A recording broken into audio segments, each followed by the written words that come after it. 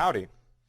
Okay, so for the final lesson of topic 15, environmental stressors, we'll talk about thermal stress.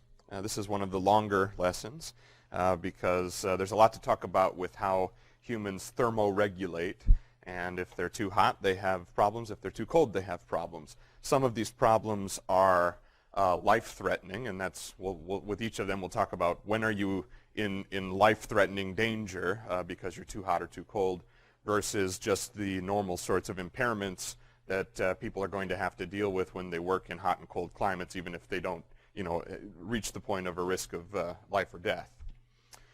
Okay, so starting off, the human metabolic system produces heat as one of the byproducts and the energy needed to do work with the other byproduct.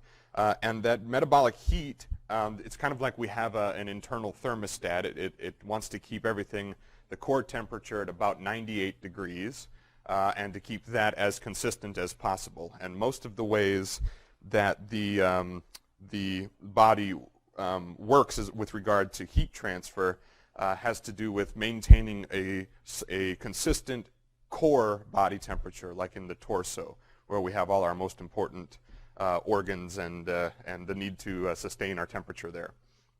Okay, so there's actually some fluctuation though. So I always hear 98.6. That's what you want to see if you're healthy.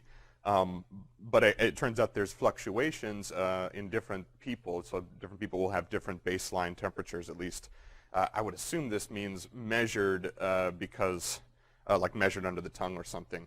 I'm not sure how different it really is at the absolute core of a human body, but in any case there's some fluctuation here, and over the course of a single day, even individually, we can have body temperature changes as part of normal circadian rhythms. So we'll talk about that a little bit with the scheduling and shift change topic, circadian rhythms, and you'll see there's fluctuations in a lot of things that our body does throughout the course of 24 hours. Okay, so our core body temperature, so like right in the center of our torso, should be about 98 degrees, but that's not going to be the same temperature all the way out to our extremities. And so what most people find to be a comfortable temperature is 72 degrees air temp. And what this translates to is a heat gradient where you're 98 degrees in the core, and when you get out to the extremities, the skin, so you're kind of radiating out from the center of my guts, radiating out to the skin level, that would be about 86 degrees measured on the skin surface, and then the air around would be 72. If the air is considerably lower, like 62, what's happening here is this balance is sort of disrupted. The 72 sweet spot is kind of where we can be relatively constant temperature. If we go down to 62, now we have a stronger temperature gradient between ourselves and our surroundings, so there is a heat loss. And the loss of heat, the loss of body heat, is the sensation of coldness. And if we are too warm, above about 78 degrees Fahrenheit, then we're actually not giving off this metabolic body heat. Sorry, it's not really that it absorbs it, it just doesn't give off as much because that temperature gradient is not the same, is less. And so then this is the feeling of being hot. Okay, so this is air temperatures here. This just as a rough kind of estimate here. But I have to make a clear disclaimer here that I'm only giving air temperatures, and I'm not specifying any more than we don't have much going on with moving air. Humidity is average, and people are dressed. Okay, because all of these things can matter and can actually matter kind of a lot, as we'll talk about in this lesson here. So in particular, humidity. Humidity impacts one of our most efficient and effective ways to thermoregulate, which is sweating. So we'll talk about that here shortly, but ignoring the humidity, ignoring the air, moving air contributions, if we just say air temperature, 72 degrees is where we like it, and only until we get up to about 140 degrees, well, only, when we get into this range, we're going to be cooking. and frostbite risk on the opposite extreme here. We'll talk about what frostbite means, but for those of you who grew up in relatively warmer climates and don't know, this is actually a freezing of the water molecules in our bodily tissues. So you probably remember from physics classes or something that when water becomes crystalline solid, ice, it actually expands. So the expansion of our the 70% of our body that is water, the expansion of that in our tissue can cause a lot of damage, even when it then thaws back out, and because it damages all of the very fine artery or capillaries and things that we have in our tissues. Okay. All right. So we're going to talk about several different ways that the human body acts like a heat exchanger, just like a radiator or I guess a heat exchanger for a vehicle, and it uses several different heat transfer physical methods. So if you thought you wouldn't be dealing anymore with thermodynamics, this is essentially the thermodynamics of human body temperature. And so we'll talk about conduction, and I like these examples here. Let me just give these as one quick introduction, then we'll go into each of them in detail. Conduction is about the direct contact transfer of heat energy. So this is just the same way that electrical potentials are traveling via conduction. You can think of heat energy traveling via conduction. So metal conducts heat very well, right? And so that's conduction. Convection is similar to conduction in that it's conducting heat, but on a molecular level, and it's in fluids and gases. And then, so in a molecular level, the air particles that are striking the hand here are energized, just like the hand touching this metal rod. There's energy in the rod there too. But then there's moving air. So the air or the fluid around it moves, and that's what creates convection. So it's kind of a more effective way to continue to warm something, because you're continually supplying with a layer of molecules that are energized with heat. Radiation has to do with the same, we'll talk about electromagnetic radiation, aka light. And we know it because we've talked about it in vision and the visible spectrum. But actually, this is the same form of energy, electromagnetic radiation, coming off of a heat source like this. And we perceive it as warmth, as heat. It happens to not be in the wavelength that our visual system can pick up. So it's not in the visible spectrum, but it's the same energy as visible light. Okay, so that's conduction, convection, radiation. Evaporation, we'll talk about sweating and how sweat, essentially the sweat on the skin is not what cools us. It is the fact that the sweat on the skin absorbs body heat energy and in the process evaporates. So the evaporation of sweat is actually what removes the heat from our bodies. And then finally, hot and cold liquids. So we have the capability of adding heat energy to our bodies by drinking something warm. We're adding mass, body mass, and heat energy to the body. If we drink something cool, we're essentially adding body mass, and we're either, we're adding something that's very low in terms of heat energy, and so we're adding body mass without adding additional heat energy, and the effect is that, per body mass, we've got less heat energy. So it's a way to cool ourselves. Okay, so we'll go into each of conduction, convection, radiation, and evaporation. We'll go into each of those in a little more detail so we'll make them clear. Conduction is about direct contact, okay? So the thermal conductivity of different materials is actually one of the primary ways that we determine with the sense of touch what these materials are. I think I've got a slide. Yeah, here we go. So when we touch something that is wood and then we touch something that is metal, the reason that we can tell with our hands that feels like wood, that feels like metal, really has a lot to do with the thermal conductivity of that material. So metal feels cooler to the touch because it is a more efficient conductor of thermal energy. Okay? So because it's a more efficient conductor of thermal energy, that means it sucks the heat energy out of our hand. So the feeling of touching something and feeling that it feels cool is actually it's our perception, but what's happening on a physical level is that the heat energy is being, there's a temperature gradient between our hand and the surface, and the heat energy is going into the surface. Okay. So again, it requires direct contact. It can be between solids, liquids, or gases.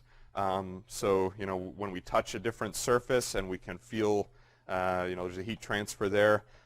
That's what we're mostly talking about with humans, but you could have also water. So Jack in the water here, the cold molecules of water immediately around him are sucking the heat energy out of his body. Most of us don't think about this all the time, but we are constantly in contact with our surroundings if we're not jumping and hovering in the air. So for the most part, if we're on our feet, that's the surface by which we lose heat energy due to conduction, or we gain it due to conduction. And so walking with bare feet, the feeling of a cold floor on bare feet is a good sign that you are really losing a lot of heat energy potentially that way through your feet. And so some insulating material between the bare foot and the surface is one way to feel warmer essentially, or feel like you're not losing as much heat. So wearing shoes, walking on carpet, the reason that this doesn't feel as cold is it's literally insulating that thermal heat, or that thermal temperature gradient heat transfer. Great. So again, so just like the carpet slippers, the carpet sandals in the last slide here, we can use insulating materials to prevent really severe and potentially dangerous temperature gradients, like really extreme heat transfers. Like if we put our bare hand in boiling water, that would not go over very well with our tissue. But if we have really advanced material like this, it can actually be a very effective insulator against that transfer of heat energy. And so that's why we wear things like this to not burn ourselves, and we also wear things like this to not deal with things that are too cold. So maybe snowballs are not really like life-threatening or tissue damaging, but dry ice can be. And so you'll see a lot of times, if you get dry ice packages, it'll very clearly say, hey, don't touch this, make sure you have gloves on, because you can have a severe temperature gradient that can cause some damage to the tissue. Okay, so that was conduction. Now number 2, convection. So it's similar to conduction in that it's about a temperature gradient between two surfaces.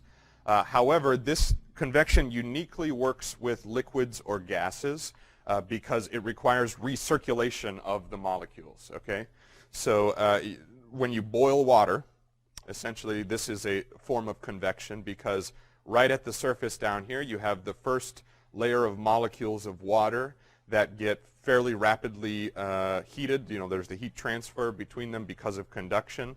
And then immediately there's a current here because this is sustained in a fluid. And with the way that pressures work in an environment that has gravity, is the less dense things, which is a heated particle becomes less dense, or then it will move upward, and then the cooler water will move down, where it is then also going to get the heat transfer. And so this cycle continues until there's less and less cool water available, and everything is brought to a similar level of heat energy as the flame source there. So an interesting thing is this gravity vector actually matters kind of a lot for the process of convection, because if you don't have a gas or a fluid, or if you don't have a fluid, a liquid, or a gas with which there can be circulating molecules, and you don't have a gravity vector for them to act under, then you don't get the same sorts of things that we're used to seeing. So on Earth, when you light a candle, there's combustion effects, right at the fuel source here, but all of these molecules, the air molecules right here are quickly, superheated, and they start to rise, and then that sucks in, cooler air molecules from the side here. And so it's actually, the reason that a candle goes upward like this is due to convection on Earth, and it's due to the fact that we have an atmosphere, and we also have a gravity vector, okay? If you go into space and you don't have a gravity vector by which, gravity is really the reason why there's an up and a down here, okay?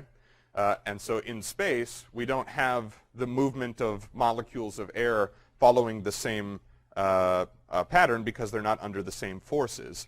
And so in space, it would just go out in all directions, equidistant, okay? And this is down here in the bottom, I think this is a match being lit in space. And you can see it doesn't really flare like we would imagine it would on Earth. It's kind of in all directions.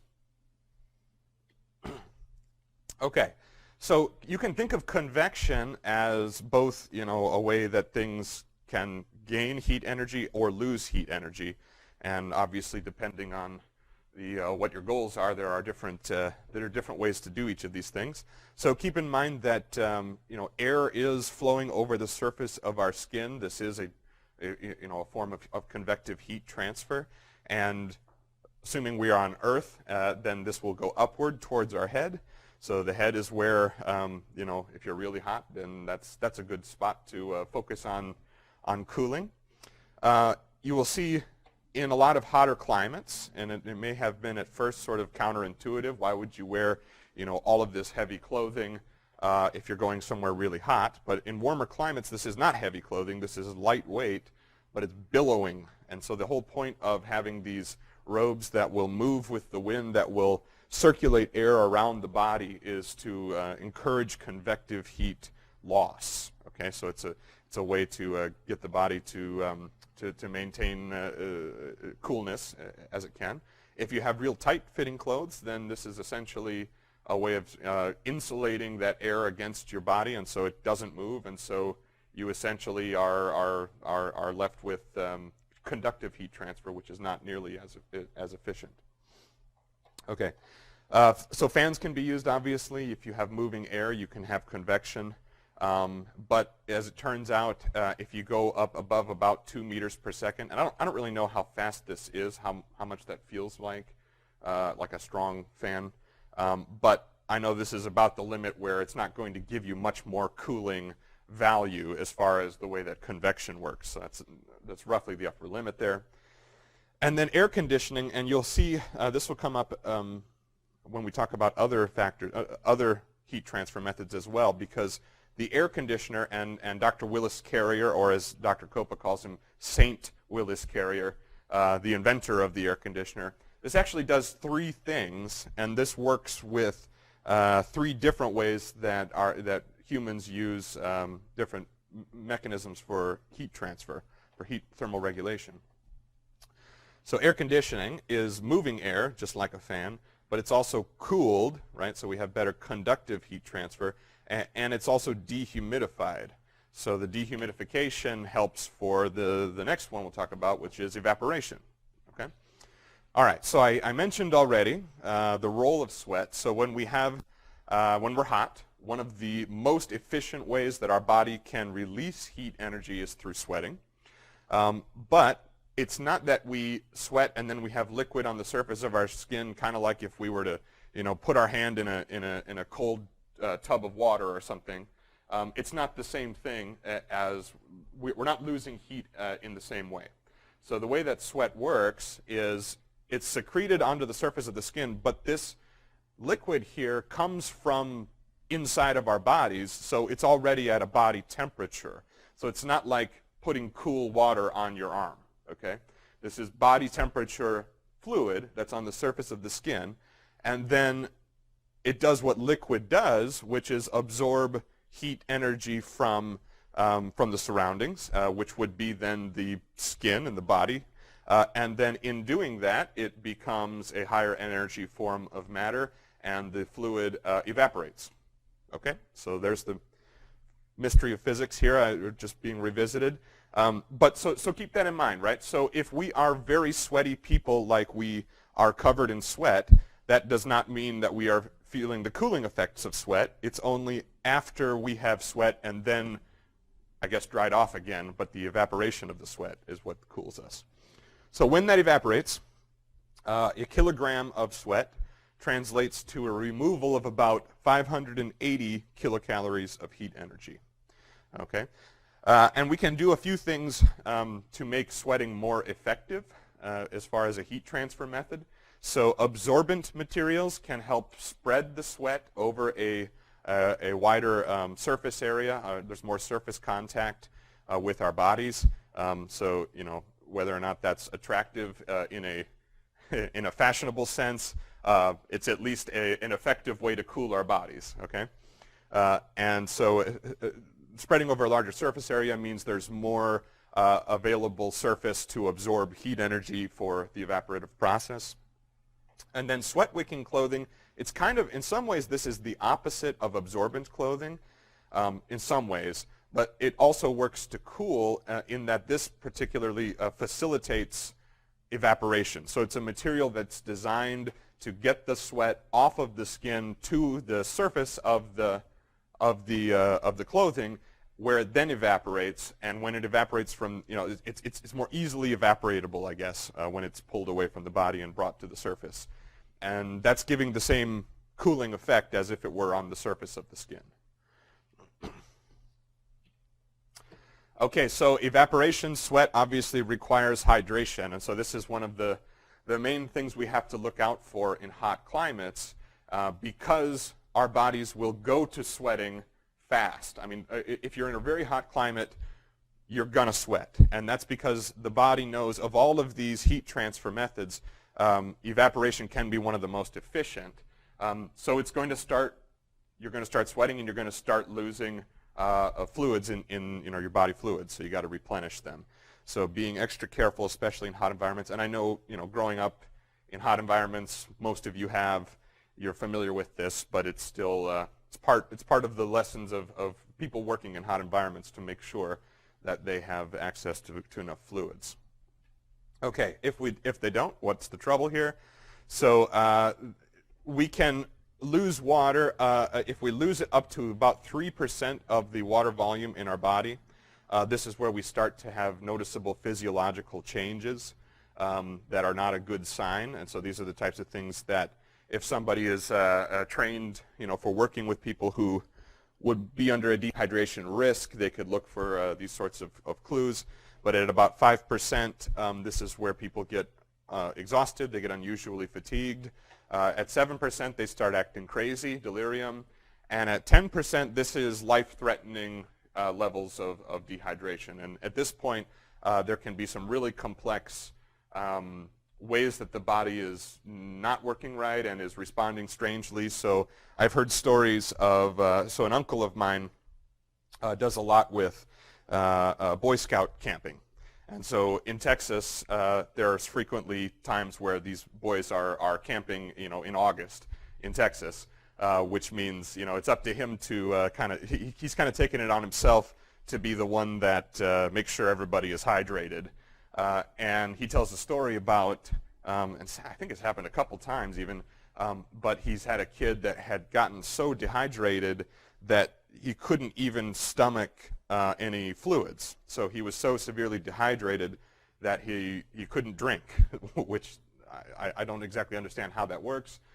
But he needed he needed an emergency intravenous fluid drip, and he's fine. He's good and everything. But that's the type of weird thing that can happen. When our bodies start to get dehydrated, then we can be very quickly in more trouble. Okay, so it's not just water that we got to make sure we've got sufficient levels of. We also have to think about salt. Now that sounds a little weird at first, but the reason is that we need to have a balance of fluids in our cells and outside of our cells in order to get our circulatory system to work. Okay, so one of the ways that our body cools itself is by transferring heat from the core of the body to the extremities via blood. Okay, so blood goes to the surface of the skin. That's where it can be, the heat transfer can occur to the surroundings. So if we don't have the right levels of fluid outside of the cells, therefore like fluid to move the cells, then we're not going to have efficient circulation, and then we're not going to have efficient cooling either. So when they say electrolytes, we got to have an electrolyte balance. That's what's being talked about there. I mean, with Gatorade, I think it's essentially just salt. So, but that's what we're talking about. Salt is a type of electrolyte. Okay, so there's an interesting phenomenon that I have personally experienced, and maybe some of you have as well, and that is acclimating to a new thermal environment. So there's actually two forms of acclimation, and I'll just talk in detail about this one with heat here. But there is sort of a long-term internal body temperature, core temperature, or at least like the way that the metabolic process plays with the surrounding environment to maintain homeostasis. That can change over a longer period of time than 10 days to 2 weeks in this sense. But we also have sort of a short-term 10-day to 2-week change when we go from a colder climate to a warmer climate. And that has a lot to do with how we sweat. Okay, so let me back up a minute. Two types of thermal acclimation. One that has to do with kind of a shifting in our internal metabolic processes. Okay, so moving from a cold to a warm climate. I moved from a cold to a warm climate. I think I am more comfortable now with a higher ambient temperature level than I was 5 years ago when I lived in Michigan. And when I go back to visit our family, during winter time in the north, then I feel like, how could I have ever tolerated this level of coldness? I can't even understand it. So I know that my internal comfort level has shifted over the years. So that's not what I'm talking about. So that's the long-term sort of effects. That does happen, but what I'm talking about in this particular slide is a short-term transition that has to do, again, with how sweat works. Okay, so we have increased sweat rate when we move from Michigan to Texas, okay. So this is, I'm sorry. Let me stop talking about the moving. So, for example, let's say somebody gets hired and has to go now work, I don't know, in the Middle East, somewhere where it's extremely hot, and they need to work outside for a short period of time, maybe a month, something like that. So it would be a good idea to let that person go and start getting acclimated to that environment, which can take, about 2 weeks. But it would be a good idea, and this is frequently done with these sorts of jobs, or like, for example, military personnel, if they're going to be deployed somewhere like this. They will send them ahead of time, or they will send them with enough time to be able to acclimate to that environment in this about 2-week cycle. So what happens here is our bodies recognize that sweating is the most efficient way, that we can lose heat energy. And so it goes to sweating sooner when we move to a warmer climate, or we end up there for whatever reason. We sweat sooner, we sweat more, okay? But because we're sweating so much, usually the body loses not just fluid, but also the electrolytes, right? So the salt in the sweat. And the other way that we become acclimatized, or acclimated, is that we have less loss of that salt. Okay, so the electrolytes tend to stay in the body more, so the sweat that's I guess perspired is more so a fluid and less of the essential sort of salts that we need to keep our extracellular fluid levels right, so that we can still have the circulatory system working right. Okay. Okay, so that's 3 of the 4 big heat transfer methods we've been talking about: conduction, convection, evaporation, and then radiation. So as I alluded to earlier, we're talking about the same forms of energy as electromagnetic radiation that we have in our visible spectrum that we can see.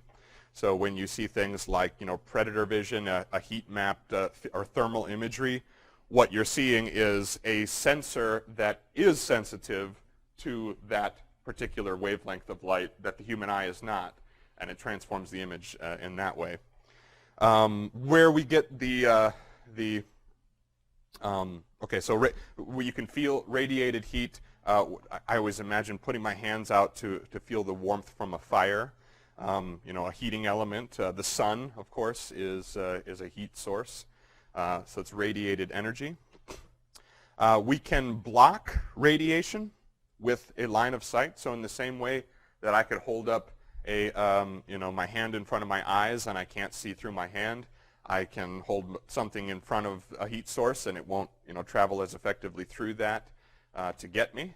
And so what you see in a lot of industries where there's radiated heat, like in firefighting or like working in a foundry or something like that, you'll see protective clothing which is reflective like this. So it looks like a mirror, and if you think of a mirror as something that's perfectly reflective, maybe has an R constant of 1, and if you remember that from the luminance illumination lectures.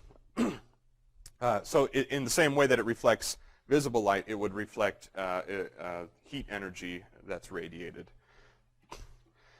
The head radiates the most heat in cold environments. So growing up in the north, I always heard this.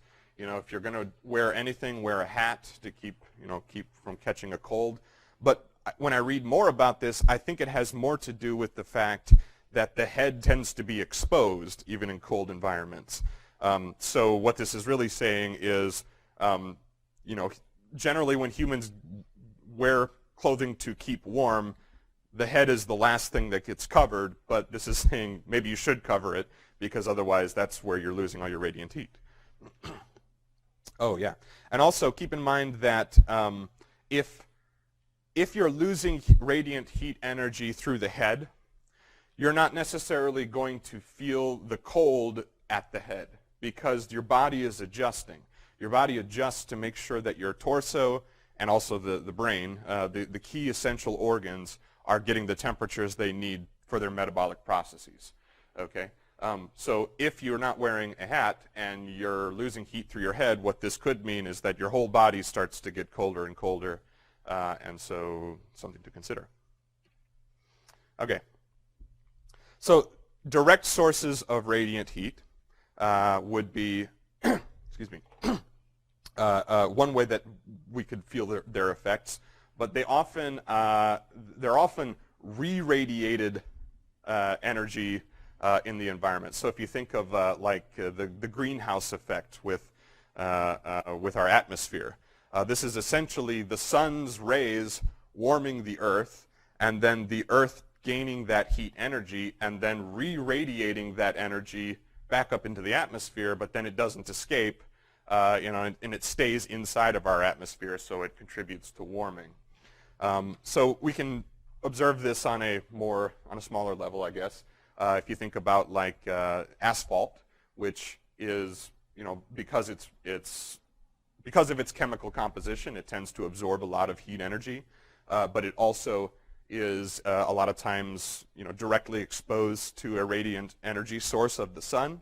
So it absorbs that energy and then it re-radiates it off. This is why sometimes on a really hot day you can fry an egg on the sidewalk. But it's also a reason why we have insulation in our homes. And I learned something when I moved here because I came from an environment where we have insulation. So when it's cold in Michigan, we have insulation in the roofs of our house, but it's designed to keep the heat inside the house. It keeps it from going up and escaping out the top, right? So it keeps the heat inside the house, but I didn't realize how much insulation plays a role in keeping a house cool in somewhere like Texas. So for example, let me draw here. What this insulation does to a house in Texas is it prevents, Mr. Sun here would warm the roof. The roof is absorbing heat energy, and it could then re-radiate that energy into the house. And so what the insulation does is it stops that heat transfer. So, you know, if you thought about, you know, just like wearing insulation on our hands to prevent conductive heat transfer, it's preventing the conductive heat transfer to the other side of the roof where it could then radiate into the house. So insulation is helping us keep the temperature that we need it to be in the house in both directions, both keeping it warm and keeping it cool. Okay, so here's where your thermodynamics comes back. And so we are essentially a heat balance system, human bodies are. We have a source of heat inside of us, our metabolic processing, our metabolic heat output. And then we have these 4 ways that we can gain or lose heat. Okay, so I can gain or lose heat through direct contact with conduction. I can gain or lose it with convection, gain or lose with radiant energy. So the human body itself is radiating energy, like electromagnetic radiation is coming off of all of our bodies due to the heat that's produced. Okay, that's why predator can see us. And then evaporation, note the big difference here. This is the only one that you can't add heat energy to our system through this process. We're only losing it, right? Okay, and so if this equals 0, we're good, we're happy, we're healthy, we're fine. If it goes above, you know, if there's a change in temperature, heat transfer, we're gaining heat or we're losing heat, then we have problems. So those 2 problems we'll say hyperthermia and hypothermia. So with hyperthermia, there are life-threatening effects and there are short-term, more performance-related effects. So the short-term ones here, we're not as efficient in our information processing. So if you are, for example, trying to pay attention to this lecture and it's too warm in the room you're in, you're probably not at your most efficient for learning, so you consider that. And a lot of this has to do with when we're uncomfortable, our bodies we get distracted. But if you can think about, I've got all of these complex metabolic processes going on to maintain the right temperature, but the fact that you're uncomfortable means it's not working yet. You know, you're struggling with that. Your body is. And so to some extent, it's diverting resources away from your ability to focus on cognitive tasks. It's diverting bodily resources to homeostasis of the body, right? Okay, good. So we're not as smart. We also have noticeable, and experiments have confirmed this, we get worse in doing basic perceptual motor tasks like, you know, reaction time tasks like tracking. So, you know, there's those negative effects as well. The long-term effects were more concerned with things like, are people going to die? Are they going to have major health issues because of an incident of major dehydration, major heat stroke, for example?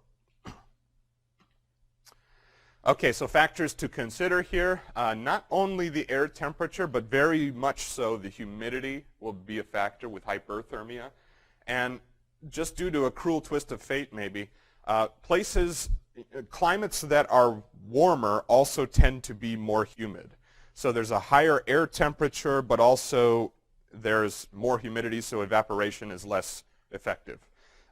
When things are colder climates, colder air won't hold moisture as well, and so it has the opposite effect, okay?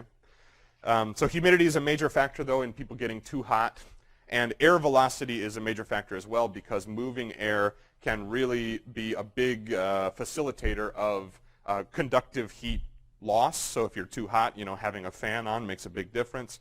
It also helps with evaporation, okay?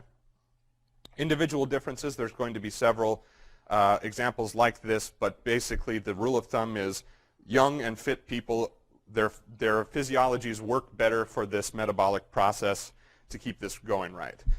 So fit, we're good. Younger, better. There's no, there is a difference. Males are less susceptible than females for hyperthermia. I'm not sure why that is.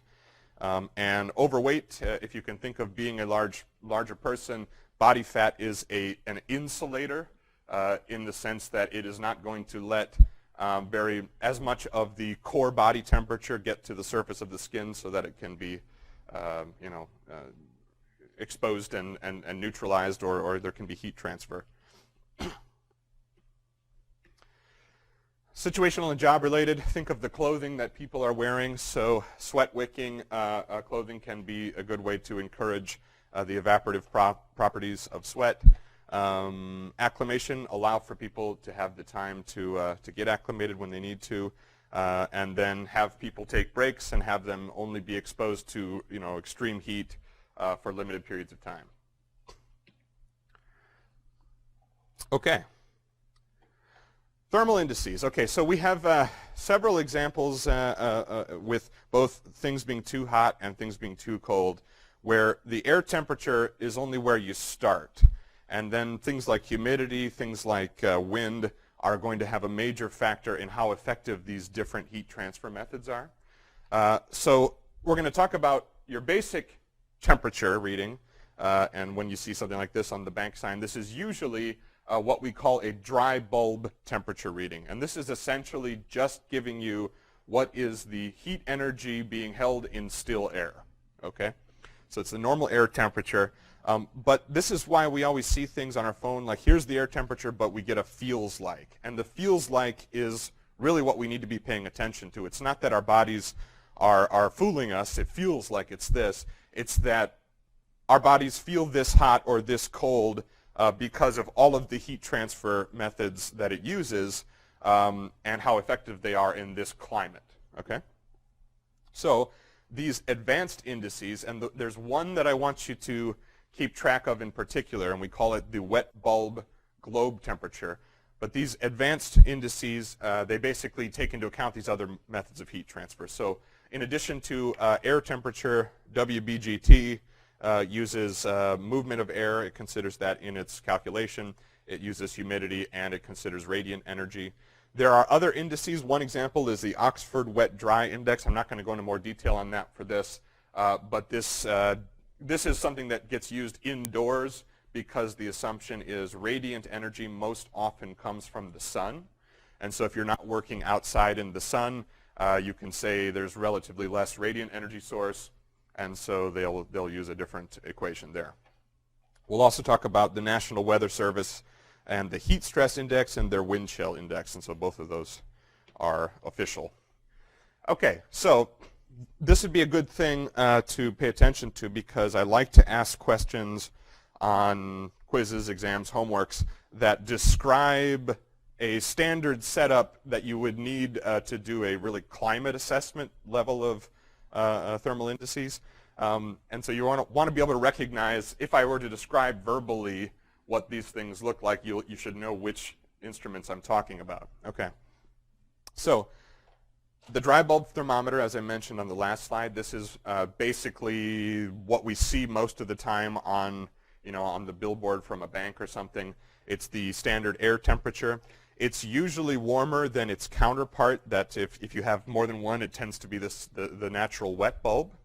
And so what this is doing here is you have this plastic tube which is open to the atmosphere, to the environment. And so what that does is it lets the air in the surroundings in here, and the humidity in that air tends to collect in this wick. Okay? So I've got air that can move in here, but not really like the movement of wind. I just get circulating air. Okay? And then when the humidity in the air is absorbed in the wick and that evaporates, and that's, I'm sorry, so here's the wick, and then the bulb is in here, but it's wetted by the humidity, right? Then when that evaporates, that's taking heat energy away from the bulb there, and so it tends to have a lower temperature on this one than it does with the dry bulb. So dry bulb tends to be warmer than natural wet bulb in most cases. Then the third instrument that you would need is something called either a globe thermometer or a black globe thermometer or a Botts ball thermometer, or it has a lot of different names I've been able to find. Just know that this is the thermometer that has a black ball on the end. And the reason that it has a black ball here, or a globe, is that this is something that absorbs radiant energy from the surroundings. So the sunlight, for example, strikes it, it warms it, and then it re-radiates that energy into the center of the ball. Re-radiation. Okay? and then that's where they have, it's essentially a dry bulb a dry bulb thermometer just inside that ball there. So in cases where there is radiation present, like outside in the sun, then what you have is a dry bulb temperature that's additionally being exposed to radiant heat energy, re-radiated heat energy, because without the sun, the air temperature inside this ball would be pretty much the same as outside the ball. So so right here, look at this one. Without radiation, the globe temperature, which is what you'd get with this, should be the same as the dry bulb temperature. Okay? When it is present, then you're getting a boost here to the global temperature. So again, the dry bulb tends to be higher than the natural wet bulb, and the globe temperature could be the same as or greater than the dry bulb. Okay, and here's the equation, right? So it's as simple as this. If you have a radiative source, so if you're outside in the sunlight, or if you're working in a foundry, so you've got a major heat source here, the wet bulb globe temperature is 0.7 times the natural wet bulb value plus 0.2 times the globe temp plus 0.1 times the dry bulb temp. If we do not have a radiating source, a radiant source, then we can just use 0.3 times the dry bulb. And you'll notice here that if we are inside, when we're inside, we're without radiation, right? And so the globe temperature should be the same as the dry bulb. And so if GT and dB are the same value, like if there's no radiation present, that's how you would get this value, okay? Okay, so with each of these, the wet bulb globe temperature, whatever you put in as far as measures of temperature, like degrees Fahrenheit or degrees Celsius, that's what you'll get out for this index. So if you had, Fahrenheit here, and you said 86 degrees Fahrenheit is what I calculated when I worked out this guy, then you'd say, okay, well, this is where we need to start watching and making sure that our workers are okay. At 88, this is a good cutoff point where you'd say, that, okay, beyond this, this is too much of a risk. We need to, we need to change the way that we're doing this work. Notice that these are approximations, and so there's limitations of this approximation. And the first is that the air velocity, the moving air, you can have the effects of wind, and it doesn't tend to be as represented in this equation. And also it underestimates when things are especially high humidity. Okay, heat stress index. So this is something that's published by the National Weather Service. It is an equation that is ultimately looking at a percentile of how much energy is required here in order for me to be thermoregulated, and what is the absolute max that a human body can produce, especially with sweating, because we're talking about heat stress. And again, our most efficient way to lose heat energy is via sweating. So this is the sweat equation right here. And I won't make you know what that, I won't make you study any more than that, but just know that we end up with a percentile value that tells me from 0%, you're perfectly comfortable, no sweating is necessary, and you're in a 72 degrees, you're perfect.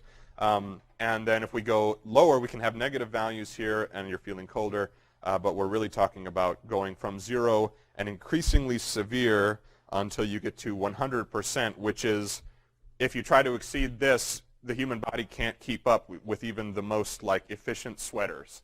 And so that is, potentially what that means is once you are in that state, you're just heading into you're just heading down the road of heat stroke, basically. So yes, anything that is a higher number, and look at this, even we shouldn't even be anywhere near 40 to 60% if we can help it. And 100% is like you're sitting in an oven. And these are not percentiles. Let me be clear about this.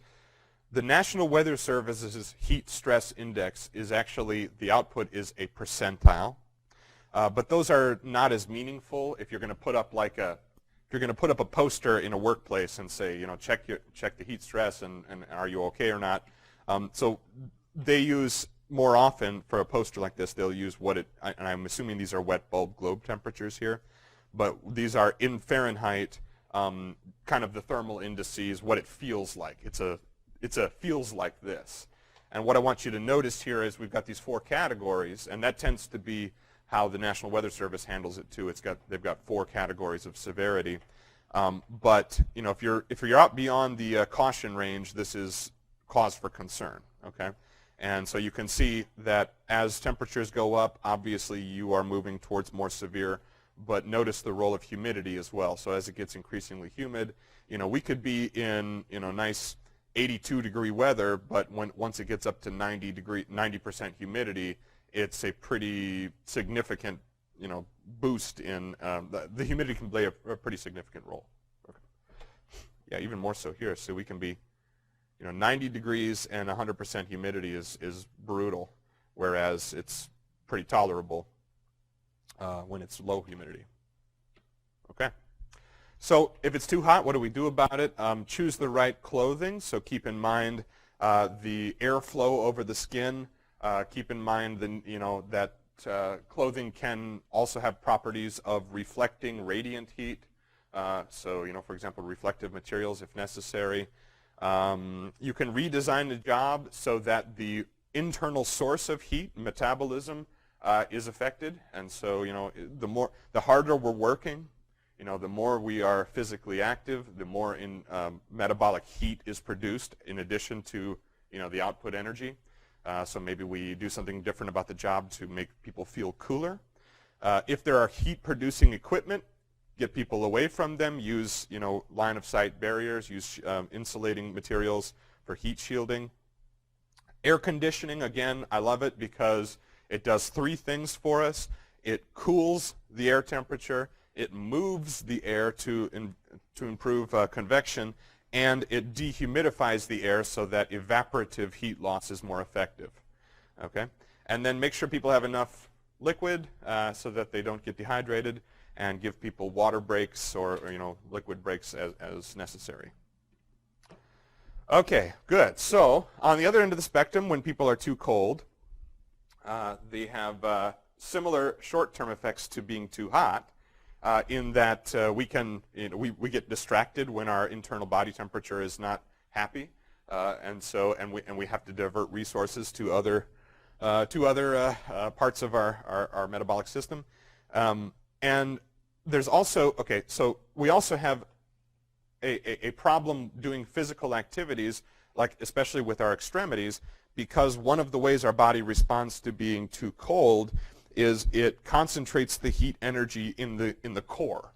And what happens then is you have vasoconstriction, so you have you know, the blood flow going out to the extremities is reduced. And so as a result, we have less blood going to the surface of the skin, you know, in our extremities, which is where one of the best ways that it would lose heat energy. So it's kind of keeping that heat inside. And as a result, when we have reduced blood flow to our extremities, we also can't use them as effectively. So you get clumsy. Your hands don't work as well when they're cold. Okay.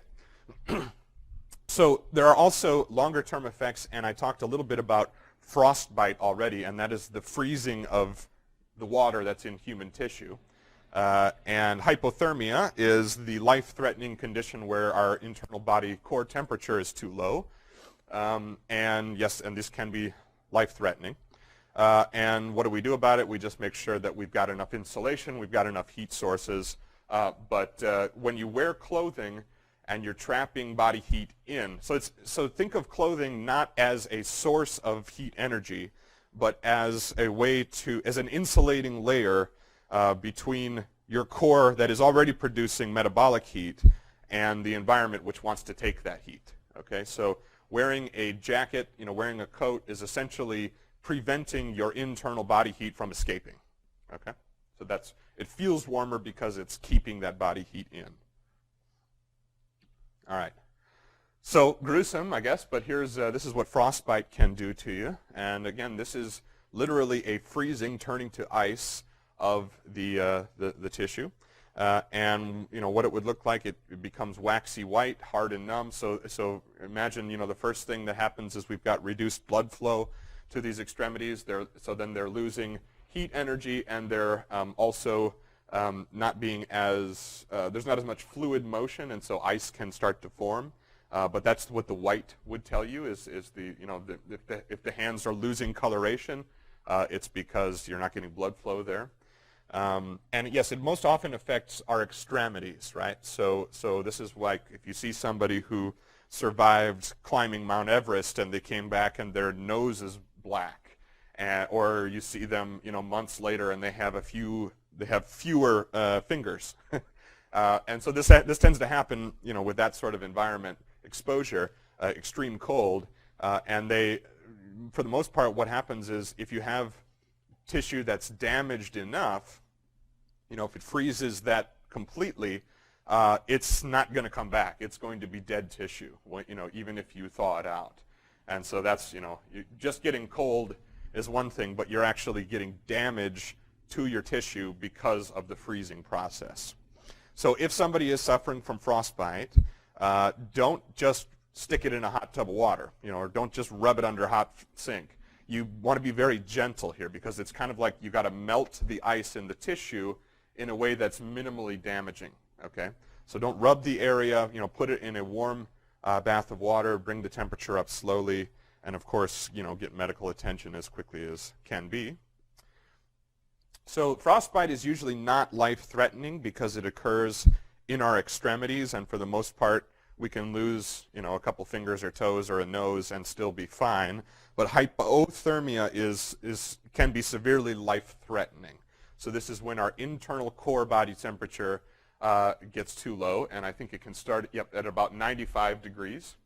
Some clues for somebody who might be in a hypothermic condition is you would see they would be, sleepy, tired, very highly fatigued, maybe not thinking clearly, sort of, maybe similar to the intoxication of being, the incapacitation of being hypoxic, not having enough oxygen, slurred speech, clumsy movements, confusion, for example. Uncontrolled shivering, and this is because one of the ways your body tries to gain heat in almost a reflexive way is it shivers, and it's essentially just rapid contraction of muscles all around the body to produce metabolic heat. And so it's something that your body does reflexively when you have core body temperatures that are low. And you may not be able to control it. So if you see somebody who can't stop shivering, it's a pretty good clue, or it could be a clue, that their internal body core temperature is dangerously low. So if somebody has these conditions, call 911, this is an emergency state, so make sure you've got medical personnel on hand, and then get them, warmed up. And they don't have the same level of, you don't have to be gentle like you do necessarily with frostbite. Get them warmed up as quickly as you can in the core and outside. So put them in warm air space, but we want to get the torso heated up first. Remember, this is your last line of defense, is where your organs and brain are. So your body's going to do everything it can to keep the heat in that region. So that's what you want to make sure warms up first. So warm water bottles, hot packs, and place them around the torso. So on the neck, in the groin, and the armpit area, for example, all around that space. So warm that up first, and then the extremities can follow. And then also, warm liquids are great because you're adding heat energy into the core, into the stomach, right? That's great. Also make them sweet, because if they're sweet, then that's kickstarting the metabolic process. We've got some sugar in there. Don't use caffeine or alcohol. So the reasoning is because each of these have the effect on the circulatory system of being vasoconstrictors. So these are going to inhibit blood flow essentially to the extremities. So if you're trying to warm up, I guess it's sort of, okay, so you don't want to do this if you're trying to warm up your extremities, basically.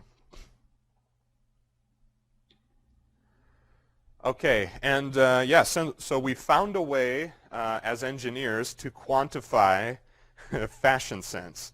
And so no, this is actually the insulative capacities for different types of clothing.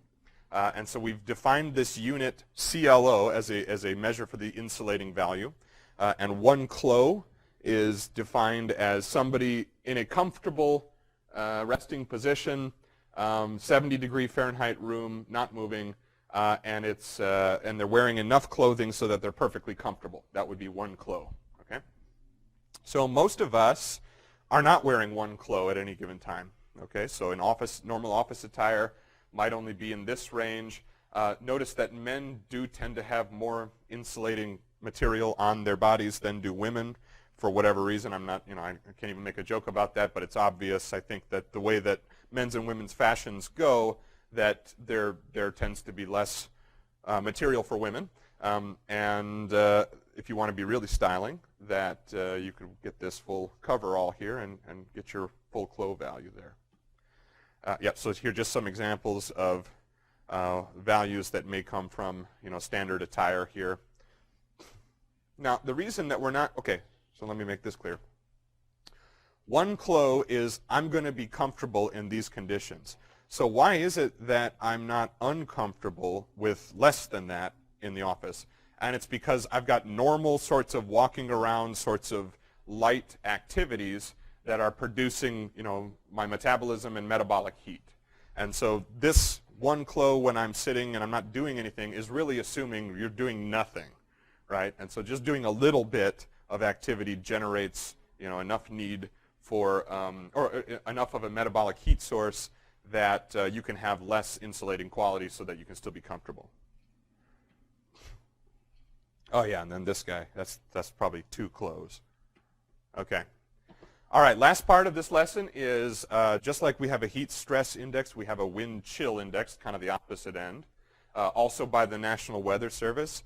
And I can tell you for sure, having been in cold, windy places, that the wind is the worst part of a really, really cold, windy day. So there's a reason why they say feels like, and really pay attention to the wind chill in cold environments. Okay. One time I went to Mayo Clinic in Rochester, Minnesota in January, and I remember that the only time I had to spend outside was walking from the airport to the taxi that was literally waiting outside the airport for us, because he dropped it, and then I guess from the taxi into the hotel. But the hotel was connected to the hospital, so we never had to go outside. But I remember when we got in the car, and everyone was talking about it because it was record lows, but it was 50 degrees below zero with the wind chill, and that was in a United State.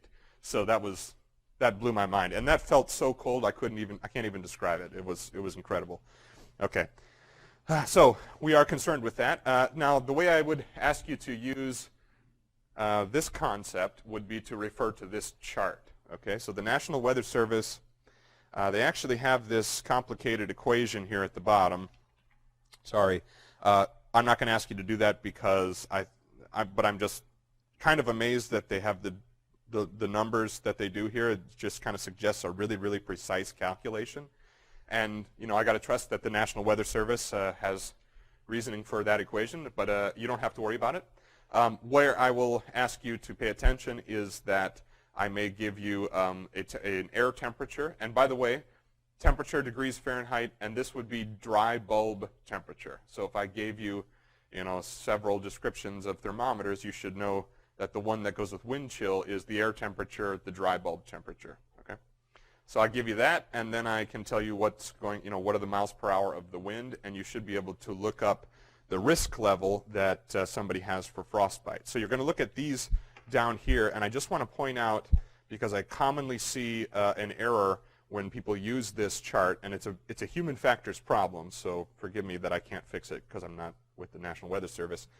But people will look, and I want you to recognize that there are 4 shades here and only 3 problem areas. Okay, so what you can use with that is to assume that if I'm in this light blue area, which, yes, I know looks very much like that, but it's not that. This light blue area, you're fine. But once you find yourself in one of these wind chill conditions in this band, you can assume I've got about 30 minutes of exposed skin before it becomes a risk of frostbite. And then obviously with higher wind chill, we've got more freezing capability or faster. So here's 10 minutes and 5 minutes, and that's obviously extremely cold. Okay, so where's negative 50? All right, so I would have been 30 minutes probably. Maybe in here 10 minutes exposed. I could have frozen myself at Mayo. Okay, so factors here. What can increase the likelihood of hypothermic risk? Wind chill. So really, I can't underestimate that. Wind makes a big difference because, I mean, for the most part, even if it's really, really cold, if there isn't moving air, it's fairly easy to bundle up and to have enough insulation to prevent conductive heat loss. It's when the wind is there that it's really the convective properties of cooling with the wind and the wind chill that makes a huge difference in our ability to thermoregulate. Okay? So even, I mean, like when we go to Mars, right? So we go to Mars or we go to space. Let's start with space. So we go to space. It's extremely cold in space, meaning there isn't an atmosphere to hold heat energy in air. Right? It's extremely cold, but there's no moving air, so the spacesuits that are worn are just incredibly effective insulators. Okay, so they don't let the heat transfer from the core out to the extremely cold space. And the fact that there's no wind there, that makes that an effective method. Okay. Individual differences, like with heat, when we're younger, when we are more fit, we are better thermoregulators. No difference between sex, and this is one where if you've got a few extra pounds, you have an advantage, and it's mostly because we have those insulating properties of body fat, and with more body mass, we can maintain more internal heat. Obviously, we have clothing-related reasons here too, so it's usually not a problem. But if people have to have one thing warmed, you should emphasize the torso and the head. Because that's where our body will concentrate its heat-producing abilities. Keep in mind that people can acclimatize or acclimate. That's actually that's a synonym, by the way. Acclimation and acclimatization can both be used to refer to this. Okay. It can take several weeks when you go from hot to cold. Okay, so this is a longer process, and it has more to do with that shifting of the internal metabolic thermostat that we talked about earlier. The duration of the exposure shorter, and then give people breaks. All right, last slide. Thank you for hanging with me here. So keep in mind that there are environments where there are these physical stressors there. There's vibration, there's motion, there's air quality, ventilation issues, there are thermal stressors. And you've got to be able to protect workers in those environments, because if you don't, then they're not going to perform well, and they're going to be hurt, and that only not only is that something we don't want as humanitarian humans, but that will cost the company money, right? So think about things like making sure people have enough water, making sure people are shielded from heat sources, have the right clothing, making sure that they're resting, they're in and out of extreme thermal environments, so they're not there consistently. And keep in mind that the acclimatization, the acclimation process can be used to advantageously if you know what you're using, right? So if you've got people who will need to work in the Middle East, send them there. Don't let them sit in the air-conditioned hotel. Send them there as part of their job. They need to just be in the heat and getting used to it and letting their body start to change. Okay, thanks a lot. That's it for topic 15.